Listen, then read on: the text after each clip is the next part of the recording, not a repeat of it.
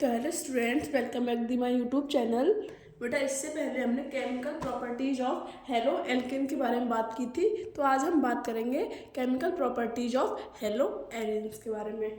ठीक है, तो बेटा जो हेलो एरिन्स हैं वो न्यूक्लियोफिलिक सब्स्टिट्यूशन रिएक्शन नहीं दिखाती। क्या?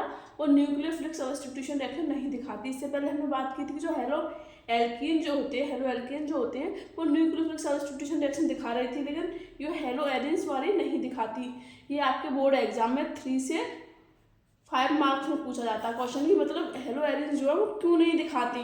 ठीक है, तो इसके 4 रीजन है। कितने? 4 रीजन है जो ये नहीं दिखाती। तो चलो हम बात करते हैं क्या कह रहा है ये, कि aryl halide are extremely less reactive towards nucleophilic substitution reaction due to the following reason. हम रीजन के बारे में बात करते हैं। सबसे पहले तो बेटा हम बात करते हैं रेजोनेंस इफेक्ट के कारण, क्योंकि जब रेजोनेंस इफेक्ट आता है तो बेटा उसमें डबल बॉन्ड आ जाता है। क्या? डबल बॉन्ड आ जाता है, इसके जिसे डबल बॉन्ड को तोड़ना बहुत मुश्किल हो जाता है, इसलिए न्यूक्लियोफिलिक सब्स्टिट्यूशन रिएक्शन नहीं होती। इसमें बेटा 7 होते हैं। तो बेटा ये वाले जो है लोन पेयर यहाँ पर आएंगे, तो यहाँ पर क्या आएगा? Double bond. यहाँ पर आ जाएगा पॉजिटिव चार्ज। ऐसे ये वाला यहाँ पर जाएगा, ऐसे मतलब ये रेजोनेंस जो चलते रहते हैं। तो बेटा यहाँ पर डबल बॉन्ड आ जाता है, जिसके कारण इस डबल बॉन्ड को तोड़ना मुश्किल हो जाता है, इसलिए इसमें रेजोनेंस इफेक्ट के कारण न्यूक्लियोफिलिक सब्स्टिट्यूशन रिएक्शन नहीं होती। ठीक है, क्या कह रहा है? In haloarene in electron pair on halogen atom are conjugation with p electrons of the ring and the following resonating structure are possible। ठीक है, इसमें इतने रेजोनेटिंग स्ट्रक्चर बनते हैं और इसमें डबल बॉन्ड होने के कारण उसमें रेजोनेंस इफेक्ट होता है, इसलिए न्यूक्लियोफिलिक सब्स्टिट्यूशन रिएक्शन नहीं होती। आप इसे नोट कीजिए, मैं आगे आपको कंटिन्यू कराती हूँ। सेकंड नंबर पर आता है हाइब्रिडाइजेशन। बेटा हेलो एल्किन में क्या होती थी? sp3 हाइब्रिड कार्बन होता था। बेटा इसमें sp2 होता है, जिसके कारण मतलब इसमें न्यूक्लियोफिलिक सब्स्टिट्यूशन रिएक्शन नहीं होती।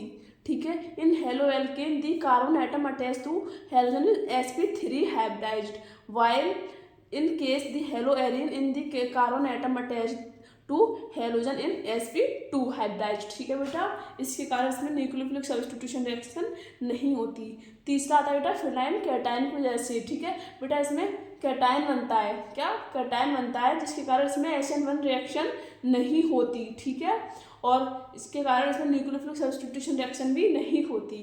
देखो, in case of hello arenes the phenyl cation formed, क्या हो रहा है? फिनाइल कैटायन फॉर्म हो रहा है as a result of self ionisation will not be stabilised by resonance and therefore SN1 reaction is ruled out. ठीक है, इसके रूल से आउट हो जाती है SN1 रिएक्शन। ठीक है बेटा, फोर्थ आता है आपका, क्या कह रहा है? Because of the possible repulsion it is less likely for the electron rich nucleophile to approach electron rich arenes. इसके बारे में हम आगे नेक्स्ट पेज पर बात करते हैं, आप इसे नोट कीजिए। क्या कह रहा है बेटा, कि जो ये वाला जो होता है वो इलेक्ट्रॉन रिच होता है। क्या? इलेक्ट्रॉन रिच होता है, और इस पर न्यूक्लियोफाइल आप करवाओगे तो बेटा रिपल्सन हो जाता है। इलेक्ट्रॉन का रिपल्सन हो जाता है, जिसके कारण न्यूक्लियोफाइल रिएक्शन नहीं होती। तो बेटा ये आपके नॉर्मल टेम्परेचर पर नहीं होती। ठीक है, जो रिएक्शन है इसमें वो नॉर्मल टेम्परेचर पर नहीं होती। अगर आपको क्लोरोबेंजीन की रिएक्शन आप 663 केल्विन पर कराओगे तो मतलब इस पर हो जाएगी। क्या? हो जाएगी। ठीक है, तो इस पर हो जाएगी। और बेटा इससे कम लोगे ना आप टेम्परेचर, इससे कम टेम्परेचर लोगे तो बेटा उसमें आपको इलेक्ट्रॉन विड्रॉइंग ग्रुप लगाना पड़ेगा। क्या? इलेक्ट्रॉन विड्रॉइंग ग्रुप लगाना पड़ेगा।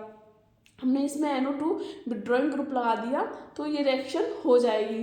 ठीक है, ये रिएक्शन होगी। और बेटा इससे भी कम टेम्परेचर लोगे तो और इलेक्ट्रॉन विड्रॉइंग ग्रुप लगाने पड़ेंगे आपको।